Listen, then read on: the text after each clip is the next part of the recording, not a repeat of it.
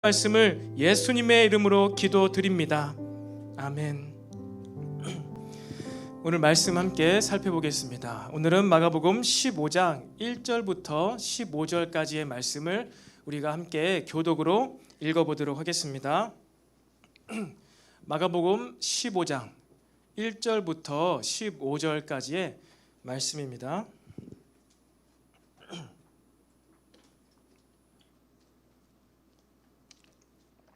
1절부터 15절, 제가 먼저 1절 말씀을 봉독하도록 하겠습니다.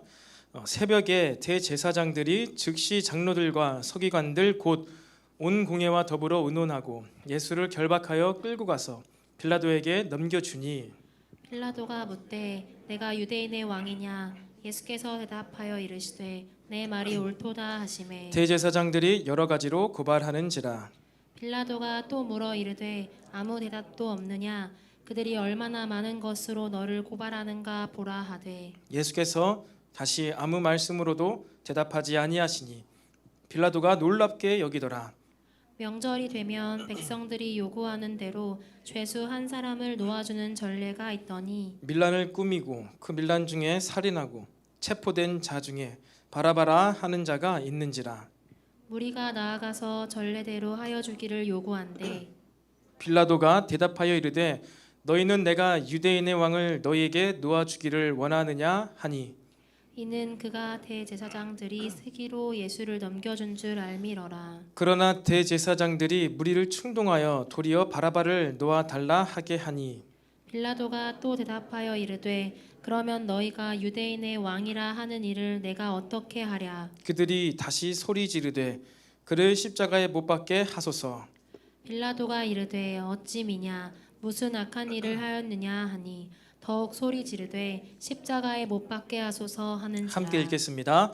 빌라도가 무리에게 만족을 주고자 하여 바라바는 놓아주고 예수는 채찍질하고 십자가에 못 박히게 넘겨주니라.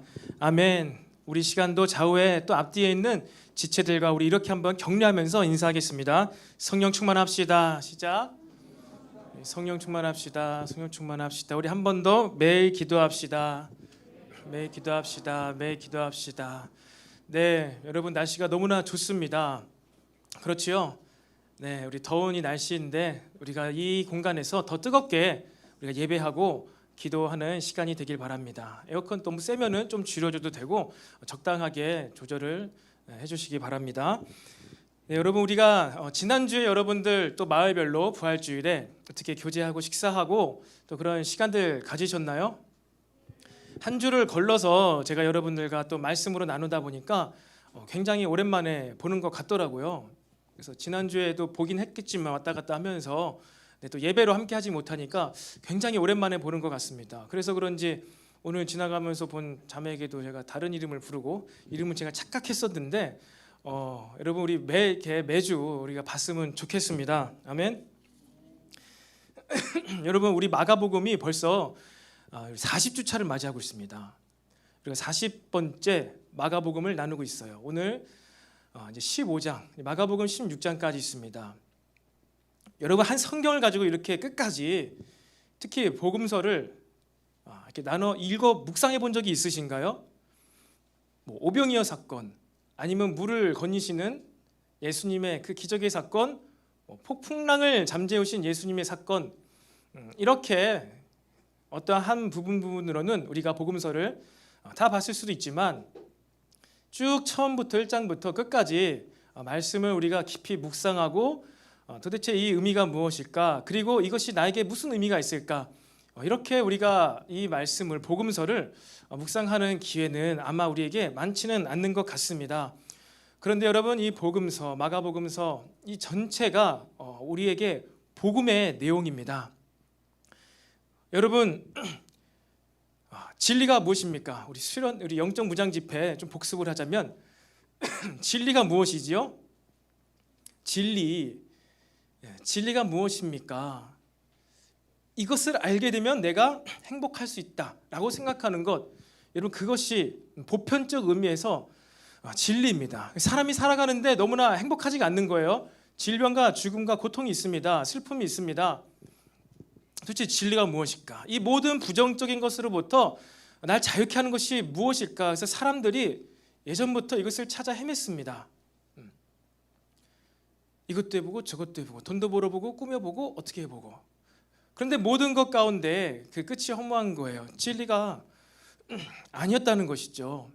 근데 우리 그리스도인들은 무엇이 진리라고 믿는 자들이죠? 바로 복음이 진리라고 믿는 자들이 우리 그리스도인입니다. 복음이 진리예요. 복음이 무엇이죠? 예수님의 인격과 사역이 복음입니다.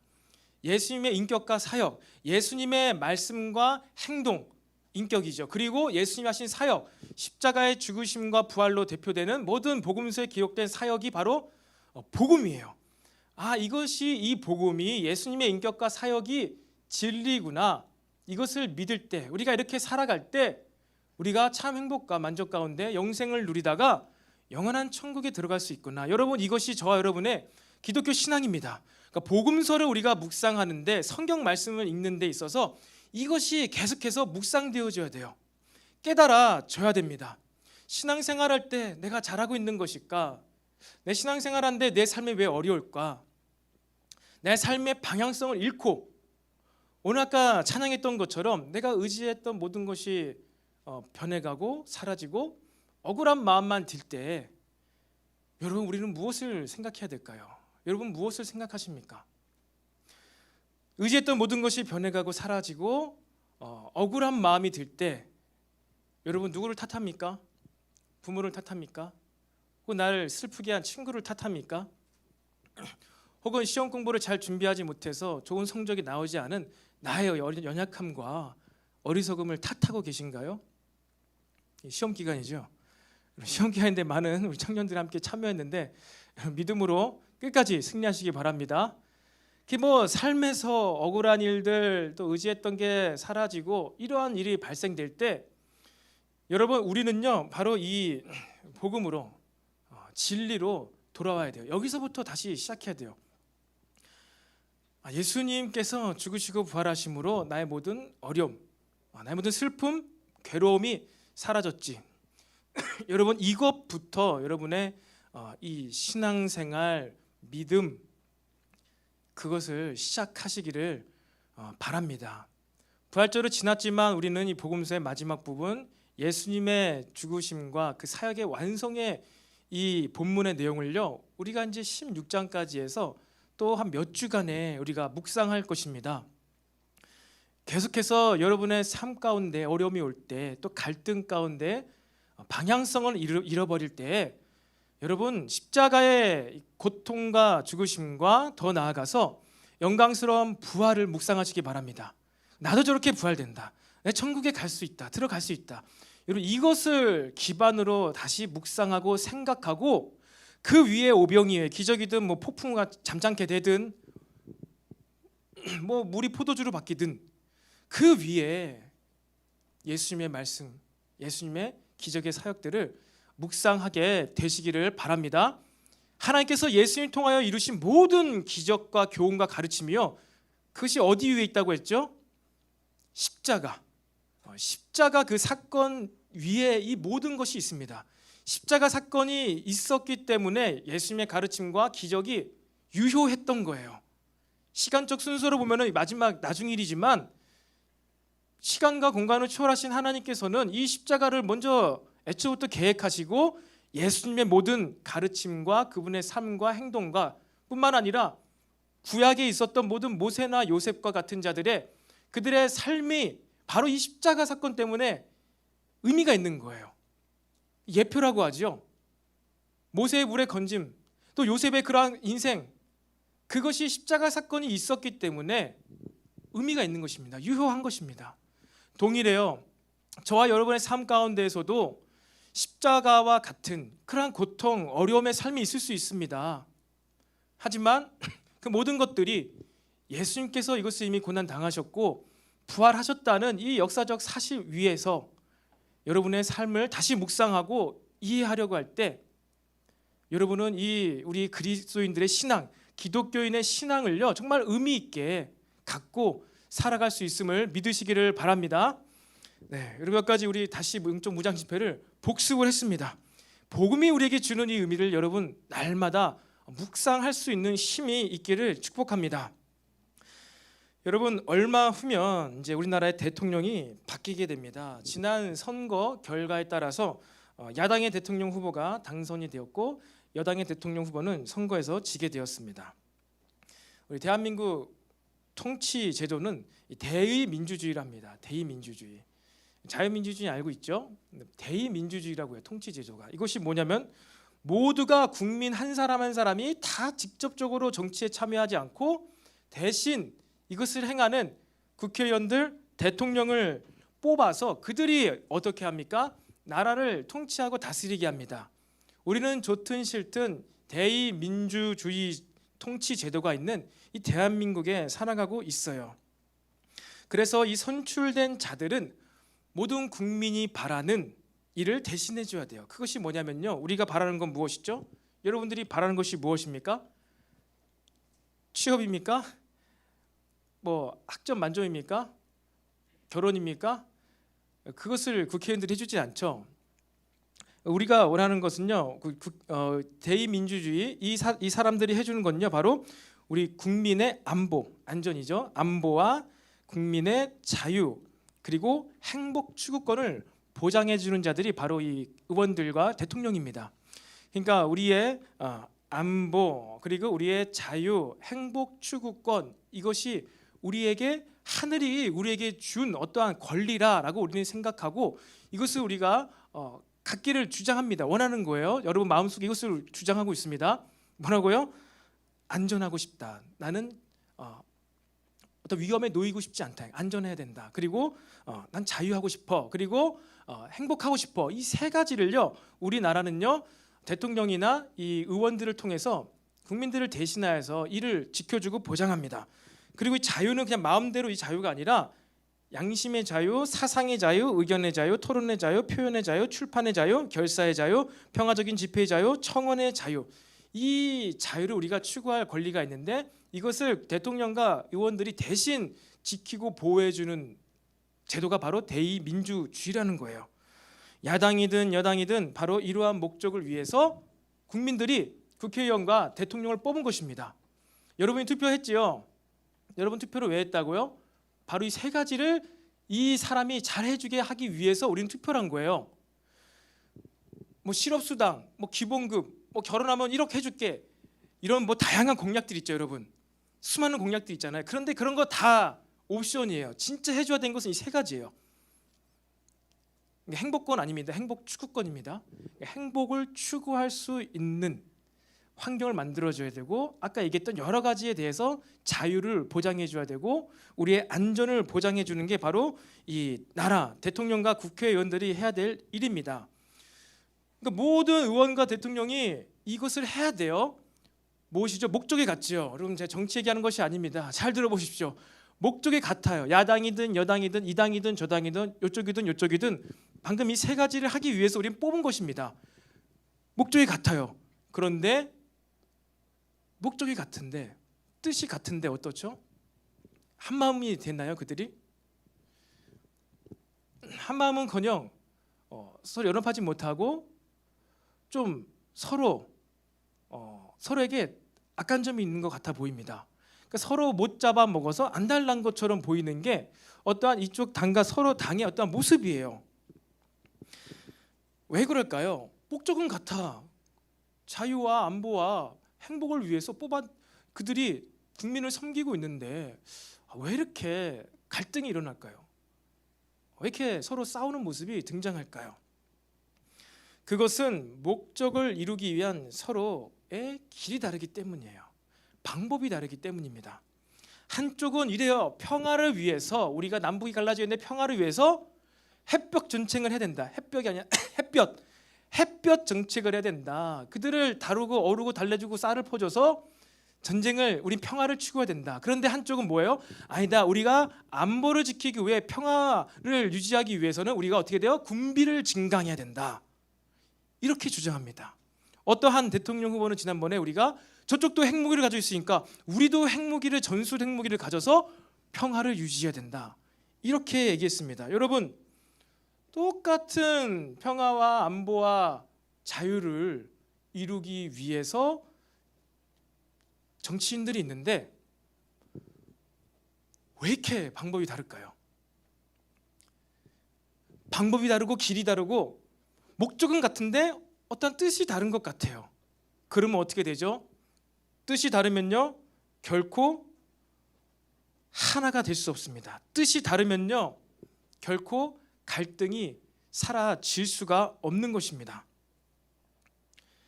뜻이 다른 이 두 세력 가운데 국민들은 이러한 모습을 보며 눈살을 찌푸리기도 합니다. 또 한편으로는 원래 정치란 그런 것이려니 하면서 그냥 관심 끊고 살아갑니다. 하지만 관심을 끊고 싶어도 여러분 어떻죠? 어떠한 정책이 있느냐에 따라서 저와 여러분의 삶에 아주 직접적인 영향이 있습니다. 그래서 우리는 이 뜻이 무엇이지? 이들이 우리의 평화와 안보와 자유와 이것을 위해서 이루기 위해서 하는 방법이 무엇이지? 그들이 가는 길이 무엇이지? 이것을 알고 그들을 지지해주고 또 위정자를 위해서 여러분 기도할 수 있게 되기를 바랍니다. 여러분 오늘 본문에서도요, 뜻이 다른 두 집단이 있습니다. 뜻이 다른 두 집단, 한쪽은 제사장 무리요, 타락한 제사장 무리고요, 한쪽은 바로 예수님입니다. 뜻이 다르니까 이 두 세력이 결코 하나가 될 수 없어요. 두 사람 다 자신이 하나님의 뜻을 행하고 있다고 주장합니다. 내가 이것을 하는 것은 하나님의 목적을 이루기 위함이야. 근데 어때요? 방법이 달라요. 길이 다릅니다. 그러니까 그들은요, 하나가 될 수 없어요. 갈등을 일으킵니다. 화해가 안 돼요. 절충이 안 됩니다. 그런 것 가운데 어떻습니까? 예수님께서는 하나님의 뜻을 행함에 있어서 용서와 사랑과 공의로 행하고 있고, 한쪽은 율법과 사회적 관습으로 하나님의 뜻을 행하려고 하고 있습니다. 목적은 뭔가 같은 것 같은데 그들의 뜻이 달라요, 의지가 달라요, 방향이 달라요, 길이 달라요. 그러니까 목적은 같은 것 같은데 이 뜻이 다르니까, 길이 다르니까 어때요? 갈등이 있습니다. 그리고 이러한 종류의 갈등은 결코 해소가 되지 않는 거예요. 여러분, 이 엄청난 갈등 가운데 한복판에 바로 우리 예수님께서 서 계셨습니다. 이 갈등 가운데 예수님께서 서 계셨습니다. 그리고 이 갈등 가운데 예수님께서는요, 무엇을 하셨죠?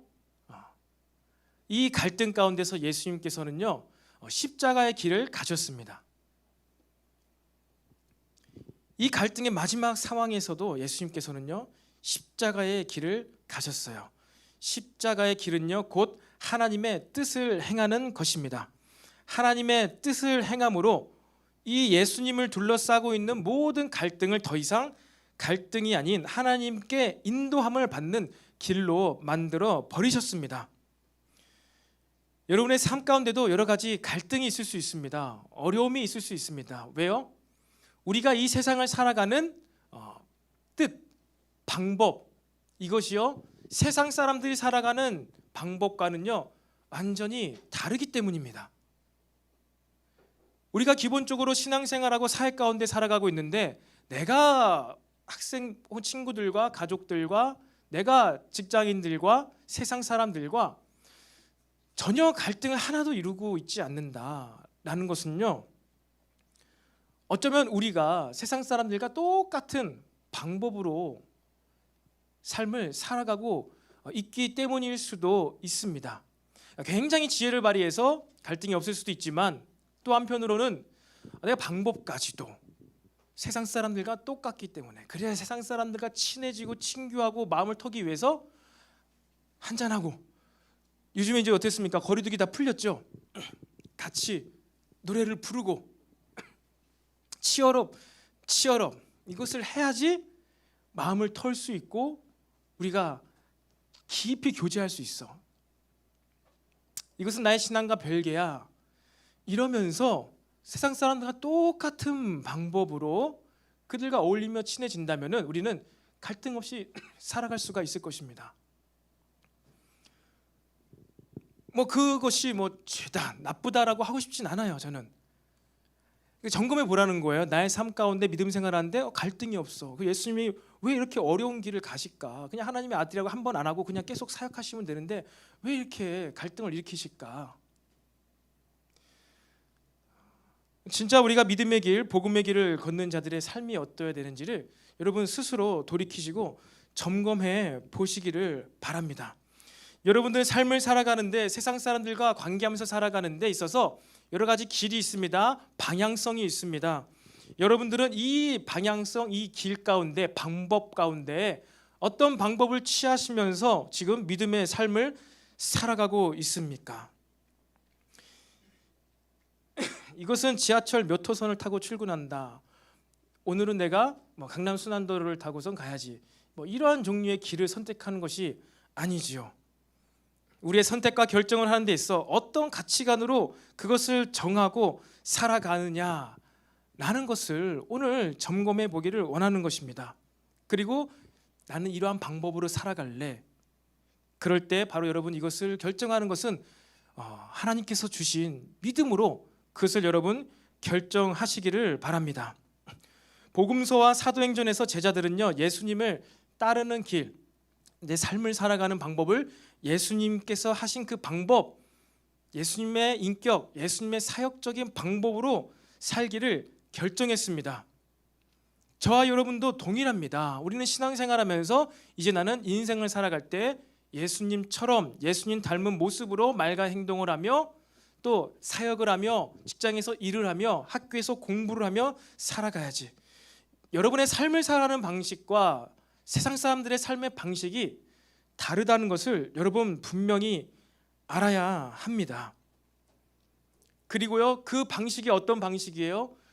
그 여러분의 다양한 삶의 이 믿음의 길이 유효하고 가능하기 위해서는 어떠한 사건들이 우리 삶에 있었기 때문이라고요? 가장 본질적으로는 이 십자가의 길, 십자가의 사건. 그러니까 우리가 믿음으로 결정하고 삶을 살아간다라고 했을 때는 다 잘 되고 어려움이 없고 좋고 좋은 그런 꽃길을 걸어가는 것이 아니라 십자가의 길을 걸어갈 수가 있다는 것이에요. 믿음으로 삶을 살아갈 때 나는 십자가의 길을 걸어야지. 그렇다고 해서 이 십자가의 길이 반드시 고통만 이야기하는 것이 아닙니다. 십자가의 길은 좀 더 구체적으로는요, 하나님의 뜻이에요.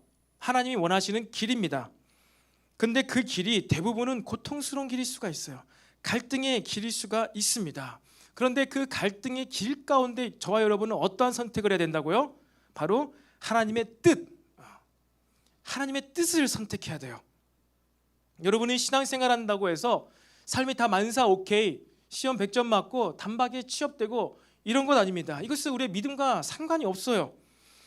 우리가 믿음 생활할 때 상관이 있는 것은 무엇이냐면요, 때로는 십자가의 길처럼 보이고 때로는 세상 사람들과 다른 방식의 라이프 스타일임에도 불구하고 이것이 하나님의 뜻 같다, 이것이 예수님께서 보여주신 삶의 모습이지, 이것이 예수님의 인격이지 라고 그것이 믿어질 때 그것을 선택하는 거예요. 나도 그렇게 살아야 되겠다. 이것이 바로 하나님의 뜻을 행하는 길임을 믿으시기를 바랍니다.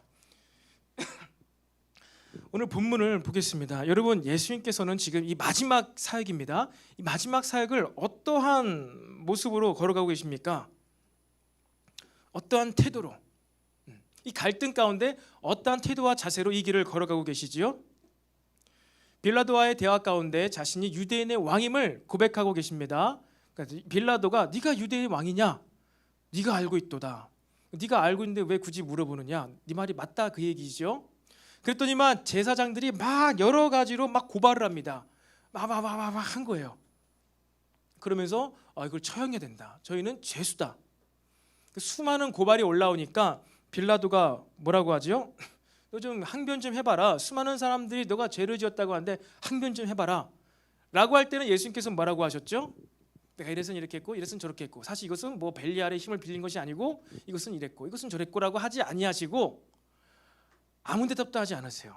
아무 대답도 안 하십니다. 그냥 침묵하신 게 아니죠. 아무 대답도 안 하신 건데 그것을 보고 빌라도의 반응이 어떻죠? 어떻다고요? 빌라도가 기이하게 놀랍게 여기더라. 아무 대답도 안 하시니까 놀랍게 여겼습니다. 왜 놀랐을까요? 내가 질문하는데 대답을 안 해? 감히 건방지게 막 이러면서 총독이 저 죄인을 매우 쳐라, 말할 때까지 쳐라 이럴 수도 있는데 대답을 안 했는데 안 한 걸 놀랐어요. 왜 놀랐을까요, 여러분? 제가 우리 죄송합니다. 제가 이제 한번 공유를 하겠습니다. 1950년도에 개봉한 그 옛날 기독교 고전 영화인데 성의라는 영화예요. 예수님의 그 죽으시고 부활하신 후에 고전 영화, 뭐 쉽게 벤허 이런 그때 당시에 만들어진 영화입니다. 그 성의라는 영화가 있는데 거기서도 그러한 장면이 나와요. 이 로마 제국에서 재판을 받을 때 어떻게 재판을 받냐면 사람들이 막 이렇게 고발하고 항의하면은 이제 재판관 뭐 총독이나 봐라 이 사람들이 이렇게 너에게 고발을 하는데 네가 항변해봐, 대답을 해봐. 잘 대답하면은 너의 논리가 맞으면 어떻게 돼요? 죄가 없어지는 거예요. 무마되는 거예요. 풀려나는 거예요. 그러니까 빌라도는 보니까 예수님이 무고하게 끌려왔는데 사람들이 막 이러한 저런 이유로 고발하고 있어서 항변을 하면은 잘 대답만 하면은 어떻게 돼요? 무고죄로 이제 풀려나요. 자유인이 될 수 있습니다. 그래서 예수님께서 이제 빌라도는 생각한 거죠. 잘 대답하면 내가 여기서 그냥 풀어줘야 되겠다. 이렇게 생각하고 있었는데 예수님께서 어떻게 했다고요? 사람들이 막 고발하고 있는데 대답을 안 하시는 거예요. 항변을 안 하시는 거예요. 항변을 하고 자신의 무죄를 입증하는 것이 그 당시 그 법정의 자리에 서는 사람이 해야 될 일입니다. 이것이 자신의 무죄를 증명하는 사람들의 방법이었어요. 세상 사람들의 삶의 방법이었습니다. 근데 그 방법으로 안 사니까, 그 방법으로 예수님이 선택을 안 하시고 가만히 침묵하고 모든 고발을 다 듣고 있으니까 빌라도가 놀란 거예요. 와, 이상하다. 평범치 않네. 범상치가 않다. 이는 뭔가 다른 것 같아. 예수님은 이 갈등 상황에서 자신을 오해하고 또 자신이 또 의지했을 수도 있을 이 제자들이 다 떠나간 이 상황 가운데서 예수님은 지금 무엇을 택하신 것이죠? 하나님의 뜻을 택하신 거예요. 잡혀가는 것, 십자가 처형을 받는 것, 하나님의 뜻을 선택한 것입니다. 유월절 특사로 사면될 기회도 있었는데 예수님은 지금 내가 세상의 방법으로 항변을 해서 여기서 풀려나는 것, 그것이 하나님의 뜻이 아님을 아셨던 거예요. 그랬기 때문에 예수님께서는 침묵을 하셨던 겁니다. 우리 주님께서는 지금 자신이 왜 이런 일을 당하는지 알고 계셨어요.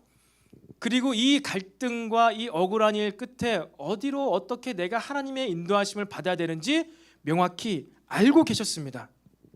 자신이 어디로 가야 될지를, 그리고 이 일로 말미암아 내 삶이 어떻게 될지를 명확히 아셨기 때문에 자신이 대답을 할 필요가 없다는 것을 아셨던 것이죠. 사랑하는 청년 여러분, 우리가 어떻게 하나님의 인도하심을 받을 수가 있을까요? 우리가 어떻게 믿음의 길, 이것이 믿음의 삶이고 이것은 믿음의 삶이 아니야, 세상 사람들의 삶이야 라는 것을 어떻게 알 수가 있을까요? 예수님은 어떻게 그걸 아셨을까요? 예수님은 하나님이시니까 당연히 알지, 자동으로 알지. 아닙니다. 여러분, 예수님께서 이 십자가의 길을요 도망하고 싶으셨어요. 걷고 싶지 않으셨습니다. 아버지요, 할 수 있거든 제발 이 십자가의 길에서 나를 벗어나게 해주십시오. 당신은 할 수가 있습니다. 벗어나게 해주세요. 그런데 기도하고 이 길이 하나님의 뜻임을 아시고 어떻게 해요? 그 길을 가신 거예요. 여러분, 예수님께서 하나님의 뜻을 알 수 있게 된 그 비결, 방법이 무엇입니까? 기도입니다. 겟세마네 동산에서 땀방울이 핏방울이 되기까지 기도한 그 기도의 시간이 있었기 때문에 하나님의 뜻을 행할 수 있었어요. 땀방울이 핏방울이 된다. 너무나 극심한 스트레스를 받아서 많이 기도하고 막 너무나 이렇게 고조가 돼가지고 예수님의 모세혈관이 다 터졌다는 거예요. 모세혈관이 터져서 땀구멍에서 피가 나왔다는 것입니다. 여러분, 하나님의 뜻, 내 인생에 있어서 이 길이 믿음의 길이다. 이거 진짜 하나님께서 원하시는 길이구나. 이것을 알기 위해서 정말로 피를 토하기까지, 피는 둘째치고 땀에 흠뻑 젖기까지 혹시 기도해 보신 적 있으신가요? 아니면 존운동 만운동 하면서 그래 오늘 주님 이것이 하나님의 뜻입니까? 이것이 하나님의 뜻입니까? 묻다가 묵상하다 명상하다가 수면하다가 묻다가 명상하다 묵상하다가 수면하다가 비몽사몽간에 모르겠다 그냥 하자. 모르겠다 그냥 난 좋은 것 같은데 원래 생각했던 대로 하자.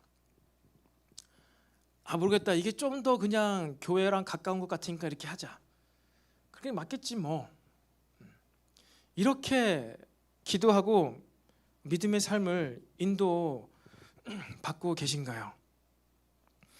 여러분, 하나님의 뜻으로 인도받는 것, 가장 완벽하고 안전하고 행복하고 가장, 아까 우리 세 가지 있었죠. 안전하고 가장 자유하고 가장 행복한 그 길, 이 길을 하나님께서만 아십니다.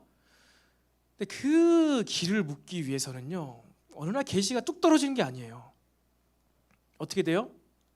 기도해야 돼요. 예수님께서도 모세오경 아셨죠? 모세오경 가운데 또 여러 선지서들 가운데 자신이 어떻게 될 것 예언이 다 되어 있었습니다. 지식으로 알고 있었습니다. 죽게 되고 부활하게 될 것 예수님 당연히 알고 계셨죠. 지식으로 알고 계셨습니다. 알고 있었는데 그 길을 실제로 가기까지 어떻게 하셨다고요? 기도를 하셨다고요. 그리고 졸다가 깨다가 비몽사몽간에 기도하신 게 아니라 어떻게 해요? 땀방울이 모세혈관이 터져가지고 피가 거기에서 나오기까지 기도했을 때 이 믿음의 길을, 십자가의 길을 걸어가실 수가 있었던 것입니다. 십자가의 길을 막는 것 죄입니다. 여러분, 저와 여러분의 삶 가운데 믿음의 길을 선택하는 것, 방해하는 것, 그것이 바로 죄입니다. 그리고 기도를 통해 이것을 이기고 내가 진짜 나에게 참 자유와 참 안보, 참 안전과 참 행복의 길을 가기 위해서는 하나님께 뜻을 묻고 감동을 받고 내 내면의 어떤 그 선한 되살아난 양심의 인도하심을 받아야 되는데, 이 인도를 받는 기도가 어떻다고요? 피를 토하는 기도라는 거예요. 피를 토하는 기도. 여러분, 기도의 시간을 얼마나 삶 가운데 확보하고 계십니까?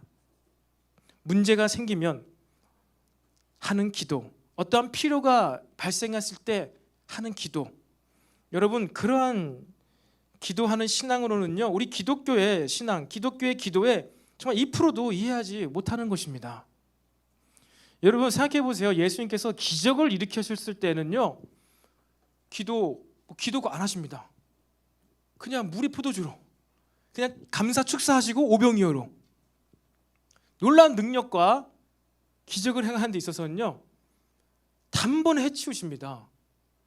그런데 하나님의 뜻을 묻는 이러한 십자가의 기대 앞에서는 기도, 그리고 나와 함께 이 천국 복음 사역을 해야 될 제자들을 선출하실 때 하는 기도는요, 밤 늦게 산에 올라가셔 기도하셔서 새벽 이슬이 내릴 때까지 기도하시고 내려오셔서 제자들을 부르십니다.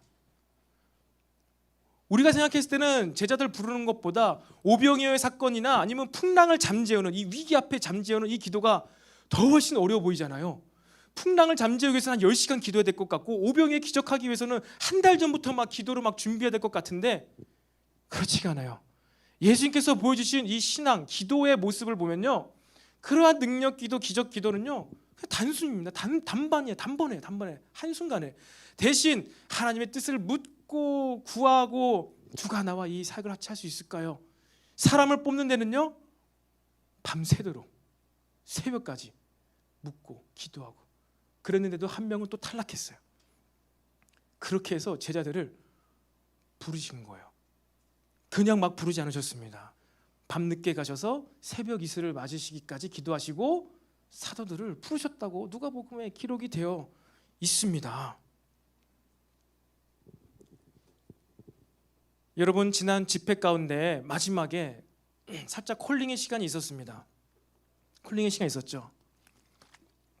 그래서 우리 삶 가운데 더 하나님의 음성을 듣고 또 새로운 삶을 다짐하는 사람들, 10분 사람들, 청년들 앞으로 나와서 기도합시다 해서 기도하고, 또 이제 또 사모님과 제가 같이 기도해 주는 시간을 가졌습니다. 여러분 기억하십니까? 기억하고 계시죠? 다는 기억 안 하지만 이제 몇몇 사람들이 기억하고 있는데, 그렇게 정말로 내가 이제 믿음 생활, 신앙 생활, 또 하나님의 감동을 받으면서 잘해보고 싶다라는 분들, 앞으로 여러분 이 기도의 사역, 기도로 섬기는 이 일 가운데요, 앞으로 이제 콜링을 할 것입니다. 우리 공동체에서 초청을 할 것이에요.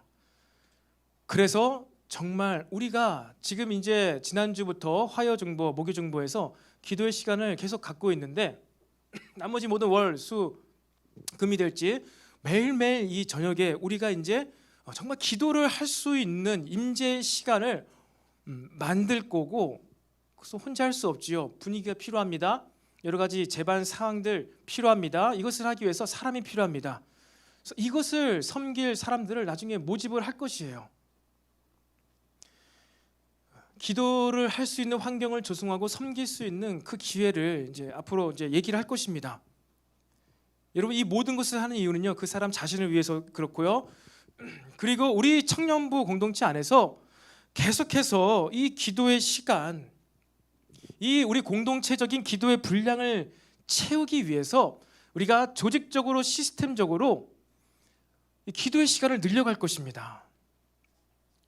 어쩌면 저와 여러분이 하나님의 인도하심을 따라서 진짜 믿음의 삶을 살지 못한 것이, 내가 뭐 의지가 부족하거나 내가 좀 여러 가지 환경이 덜 갖춰졌구나, 그래서가 아니라 혹시 여러분 좋아하죠 요즘? 혹시 기도의 시간이 자체가 부족해서, 기도를 안 해서, 못해서 하나님의 음성과 감동을 못 받았던 것은 아닐까?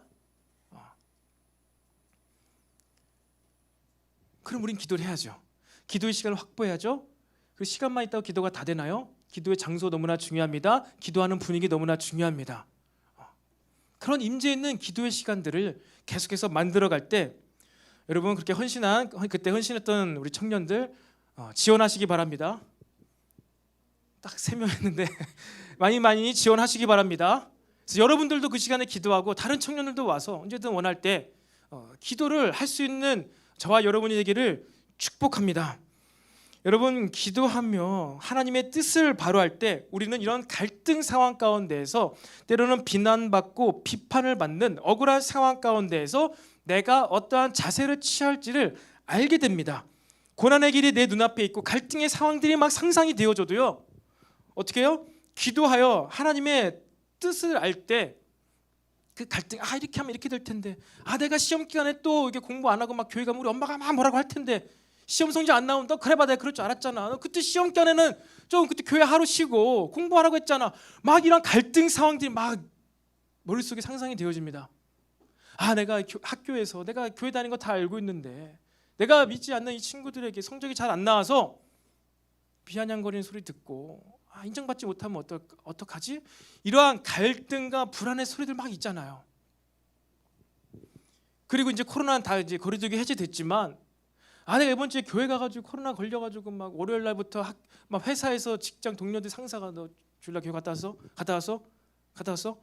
막 이랬는데 진짜 내가 하루 걸려가지고 나 때문에 우리 직원이 코로나 다 걸려버리면 어떡할까? 여러분, 이러한 지금 무엇이죠?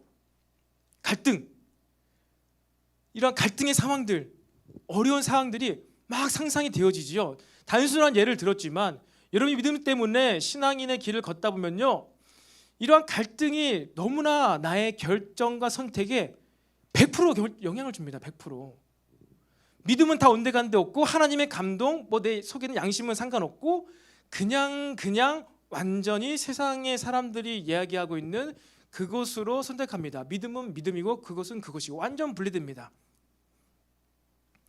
그런데 이러한 갈등 상황 가운데 우리가 어떠한 결정을, 비록 내가 코로나 때문에 온라인으로 예배를 드린다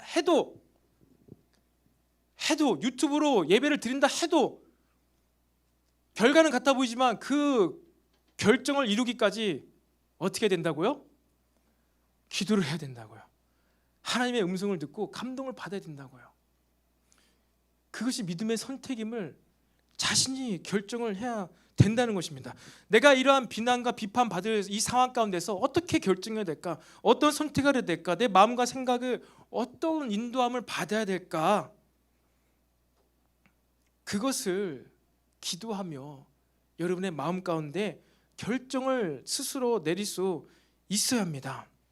우리 삶의 여러분 이러한 갈등 상황들 이것이 어려움이 아닙니다. 문제가 아닙니다. 우리의 여러 가지 바이러스 상황, 내 삶의 어려운 여러 가지 물질적인, 상황적인, 가정적인 환경, 여러분 이것이 문제가 아닙니다. 저와 여러분의 삶의 처지가 결단코 문제가 아닙니다. 내가 지금 이러한 환경 가운데, 내가 지금 이러한 나의 인생의 처지 가운데 지금 나는 하나님의 뜻을 선택하고 있는가? 아니면은 나는 세상 사람들의 말로 혹은 걱정, 근심, 염려하는 것 가운데 그 삶을 결정하며 살아가고 있냐? 여러분 이것이 중요한 것입니다. 우리가 찬양할 때도 예수 닮기를 소망하며 예수님처럼 살기를 원합니다. 그렇게 때로는 고백하지 않나요? 예수님을 닮고 싶어요. 여러분 예수님이 어떠한 모습을 닮고 싶으십니까? 그런 찬양도 있잖아요. 예수 닮기를, 예수 보기를, 예수만 높이길 내가 원하네.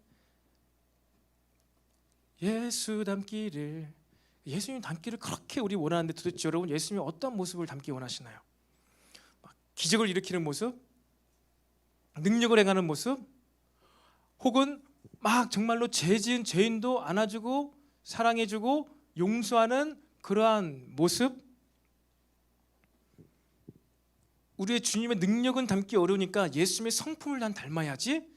인자하고 화내지 않고 사랑이 많은 자비하신 예수님의 성품을 좀 닮고 싶어. 사랑의 종교야. 난 예수님의 인격을 닮고 싶습니다 하면서 그 찬양을 했을 수도 있죠. 근데 여러분 진짜 예수님이 그런 분이실까요? 예수님의 인격은 어떨까요? 예수님은요 사람들에게요 이 독사의 자식들아 엄청난 욕을 하시는 성격, 인격이십니다. 욕하시는 예수님이에요. 예수님 닮기를 원한다면서 여러분 사람들에게 이 독사의 자식들아, 예수님의 인격입니다 이렇게 얘기한 적이 있습니까? 불의를 보면서 이 예수님의 인격이 발동된 적이 있습니까? 우리는 예수님을 닮기 원한다. 우리는 신앙생활할 때, 기독교인으로 살아갈 때요 진짜 복음서에서 전부로 이야기하고 있는 예수님의 모습이 아니라 내가 만들어 놓은 종교인의 모습, 내가 편집하고 가공한 기독교인의 모습으로 살고 있지는 않은지 돌아보기를 원해요. 우리가 복음서를 처음부터 끝까지 묵상한 이유도 그것입니다. 우리가 예수님에 대해서, 그리스도의 삶의 모습에 대해서 한 일부분만, 2%만 보고선 이것이 그리스도의 삶의 모든 것이지, 그렇게 살고 있지는 않았는지 우리가 돌아보기를 원합니다. 말씀을 마무리하겠습니다. 어릴 때 저희 아버지께서 저에게 자주 하셨던 말씀이 있습니다. 저한테 항상 어릴 때 이렇게 물어보셨어요. 약주 한잔 하시고 막 머리를 쓰다무시면서 너 누구 닮았니? 누구 닮았니? 그럼 제가 그럼 답은 무엇이죠? 답정너죠. 제가 누구 닮았니? 누구 닮았니 했을 때 제가 장동건 닮았어. 누구 닮았어? 이렇게 할 수가 없잖아요. 아버지 닮았어요. 아빠 닮았어요. 그래, 너 아빠를 닮았어. 그럼 막 너무 좋아하시면서 머리를 쓰다무시고 그리고 한 5초 뒤에 다시 물어보세요. 있잖아요. 약주 드신 분들의 특징, 무한반복. 닮았다는 거 하나만으로 너무나 이제 기뻐하셨던 것이죠. 마음에 흡족해 하신 것입니다. 여러분, 하나님께서는요 우리를 너무나 사랑하셔서 하나님의 형상대로 우리를 창조하셨습니다. 근데 하나님의 형상 우리가 알 수가 없습니다. 볼 수가 없습니다. 하나님의 인격, 성품 무엇인지 알 수가 없습니다. 그런데 예수님을 통해서 하나님의 모든 것을 다 보여주셨어요. 예수님께서 세례 받으실 때 이는 내 사랑하는 자다, 사랑하는 아들이다 라고 하늘의 음성이 들렸습니다. 하나님을 똑 닮은 아들 예수님을 보면서 하나님께서 너무나 기뻐하신 거예요. 그리고 이 예수님을 믿음으로 말미암아 우리 모든 자들이 어떻게 돼요? 하나님의 자녀가 되었고, 우리가 이 예수님의 모든 전부를 닮아갈 때 우리는 하나님의 사랑을 받을 수 있고 그 사랑에 반응하며 살아갈 수가 있습니다. 하나님의 사랑을 받을 수 있는 건요, 우리가 하나님의 형상이 되어야 돼요. 하나님의 형상 예수님의 인격 모습, 우리가 만들어 놓은 편집한 종교인의 거룩한 모습이 아니라, 우리가 원하는 슈퍼히어로 예수님의 기적을 일으키는 모습이 아니라, 예수님의 복음서 처음부터 끝까지 나오는 모든 전부의 예수님의 인격과 능력 사역의 모습들, 마지막 십자가 사역까지의 모든 모습들, 때로는 욕도 하시고 때로는 용서하시고 때로는 제자를 혼내시고 막 화를 내시고 성전을 뒤집어 엎으시는 모습이 예수님의 인격이에요. 예수님의 사역입니다. 이 예수님을 닮아갈 때 우리는요, 하나님의 사랑이 받아져요. 이 예수님의 인격을, 예수님을 닮아서 내 삶에서 살아갈 방법을 정하는 거예요. 나아갈 방향을 정하고 하나님 나라를 위하여서 살아갈 때 우리 하나님의 사랑을 느낄 수 있습니다. 이 율법 교사들도 하나님 나라를 위한다고 했는데 방법이 잘못됐죠. 뜻이 잘못됐어. 길이 잘못 들었습니다. 하나님 나라를 위한다고 했지만 방법 잘못됐죠. 길이 달랐습니다. 뭐로 가도 서울로만 가면 되지, 부산으로는 비행기 타고 배 타고 기차 타면 다 갈 수 있지, 그런 얘기가 아니에요. 어떻게 해서든지 뭐 하나님 나라만 이루면 됐지, 그게 아니에요. 우리가 하나님의 나라를 이룰 수 있는 길은요, 한 길입니다. 한 길. 그 길이 무슨 길이에요? 지름길? 채단거리? 그 길이 무슨 길이라고요? 누구든지 나로 말미암지 않고는 아버지께로 갈 수가 없다. 그래서 믿음의 길은요, 좁은 길이에요. 소수만 갈 수 있기 때문에 좁은 길이 아니라, 그럼 이단에 넘어갑니다. 소수만 가서 갈 수 있는 길이기 때문에 좁은 길이 아니라 예수님처럼 행하여만 갈 수 있는 길이기 때문에 좁은 길이에요. 예수님처럼 행하는 자들이 많으면 수많은 사람이 갈 수 있죠. 근데 우리가 하나님의 사랑을 받을 수 있는 길, 하나님을 느낄 수 있는 길, 그것은요, 오직 한 길이에요. 그것이 바로 예수님의 가신 그 길입니다. 때로는 능력의 길, 하지만 때로는 고통의 길, 갈등 상황에 있는 것을 알면서도 그 가운데 하나님의 뜻이 있겠지 라면서 기도하며 정말로 목숨 걸고 땀방울이 핏방울이 되기까지 기도해서 들은 그 음성과 감동으로 걸어갈 수 있는 길, 여러분, 그 길이 바로 믿음의 길입니다. 그럴 때, 그 믿음의 길을 걸어갈 때 저와 여러분이 점점점 하나님의 형상을 닮아가요. 형상을 닮아가는 만큼 이제 우리가 말씀을 읽을 때, 묵상할 때 너무나 행복해져요. 마음이 풍성해져요. 하나님의 형상을 닮아가면 닮아갈수록 우리 기도가 풍성해져요. 예배와 찬양이 깊어집니다. 감동이 느껴집니다. 여러분, 하나님의 형상으로 우리가 더욱더 회복되어지기를 원합니다. 그리고 하나님의 형상으로 회복되어질 수 있는 그 길은 유일한 길, 예수님을 믿는 믿음으로 행하는 길이에요. 그 예수님을 믿는 믿음으로 행하는 그 길이 바로 여호와께 갈 수 있는 길입니다. 그것이 천국을 갈 수 있는 길이고요, 그것이 바로 진리의 길입니다. 우리가 그렇게 예수님처럼 살아갈 때 우리가 그토록 원하는 진정한 사랑, 영원한 사랑, 참 사랑을 느끼며 또한 진짜 사랑을 하나님께 드리고 진짜 사랑을 내 옆에 있는 사람에게 주면서 살아갈 수 있음을 믿으시기를 바랍니다. 여러분, 그렇게 우리의 믿음 생활은요, 결론이 그거예요. 하나님을 마음껏 사랑하고, 하나님의 사랑을 마음껏 받고, 마음껏 사랑하고, 내 옆에 있는 사람을 마음껏 사랑할 수 있는 것, 이것이 참 행복이라는 거예요. 이것이 참 자유라는 것입니다. 이 사랑 안에 있을 때 그 어떤 위협도 우리를 해칠 수가 없는 가장 안전한 길이라는 거예요. 세상은 그렇게 사람들을 세워서 안보와 자유와 이 행복을 추구하려고 하지만 우리는 다른 길이 있어요. 경쟁하지 않는 길, 모두가 다 이것을 누릴 수 있는 길, 그것이 바로 믿음의 길이에요. 여러분, 시대가 갈수록요, 마지막 때가 가까울수록요, 우리는 이 갈등 상황들을 훤히 보게 됩니다. 신앙생활하기에 교회 안에서든 교회 밖에서든 가정에서든 더 어려워질 것만 같은 일들이 막 자꾸 생각이 나는 이런 갈등 상황 가운데 우리가 살아가고 있습니다. 그 가운데 여러분들은 어떤 길로 걸어가실 것입니까? 그 길을 어떻게 발견할 것이고 그 길을 어떻게 진짜 실천하며 걸어갈 수 있겠습니까? 사랑하는 청년 여러분, 저와 여러분이 매일 기도하는 사람들이 되길 바랍니다. 말로 인사가 아니라 진짜로 매일 기도하며 하나님의 사랑을 더 받아서 기도의 시간을 통해서 회복되어지고, 뭐 누군가한테 커피 얻어먹고 밥 한 번 사였다고 회복될 수도 있지만 여러분, 그것은 순간입니다. 진짜 기도의 시간을 통해서 내면이 바뀌고 오해가 풀리고 참사랑이 회복돼서 사랑으로 살아갈 수 있는 사람들, 여러분, 그게 우리 그리스도인들입니다. 우리가 이 어려운 때 회복되어야 될 것, 바로 이 사랑의 힘임을요 믿으시기를 바랍니다. 사랑을 받으며 사랑을 행할 때 우리는 참된 믿음의 길을 살아갈 수가 있습니다. 여러분, 이 시간에 우리가 자리에서 일어나서 이 찬양으로 좀 고백했으면 좋겠습니다. 제가 처음 보는 찬양인데 참 예언적으로 참 신기하게 이 찬양을 듣게 되었어요. 그리고 이곳이 너무나 마음에 꽂혔습니다.